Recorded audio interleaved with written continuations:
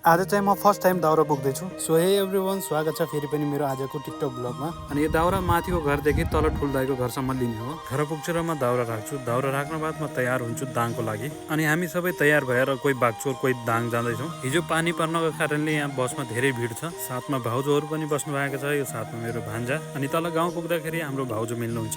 उहाँलाई थाहा थिएन हामी दाङ जाँदैछौँ भनेर। अनि उहाँले बेच्नलाई आलु दिदीलाई रुपैयाँ पठाइदिनुहुन्छ। अब श्रीनगरदेखि पछाडि बस खाना खानलाई रोक्यो। आधी घण्टा पछाडि हामी यहाँबाट निक्लिनेछौँ। बसमा सफर गर्दाखेरि मलाई धेरै निद लाग्छ, त्यसैले मैले बीचको ब्लग बनाएन। कमसेकम 4-5 घण्टा बाद हामी अब दाङ पुग्नेवाला छौँ। अनि यो दाङको बस पार्क। अनि गाउँदेखि 2-4 कट्टा आलुको लिएर आएका थिए। माथि छतमा गएर बुहारीले 2-4 कट्टा उतार्दैछन्। अब हामी यहाँदेखि दिदीको घर जाँदैछौँ अटोमा बसेर। अन्तमा हामी पुगिसक्यौँ दिदीको घरमा। यो हो दिदीको घर। अनि यो साइली बहिनी। अनि बहिनीले धेरै सालपछि भेटेर लाज मानेको छ। अनि उहाँ हुनुहुन्छ माइली दिदी, जसले सिलाइ कटाइको पसल खोल्नु भएको छ। अनि भान्जासँग म कमरामा गए रेस्ट गर्नको लागि। तो यो ब्लग कस्तो लाग्यो प्लिज लाइक, सेयर, कमेन्ट जरुर गरिदिनु होला। आजको भिडियो यति नै थियो। Thank you.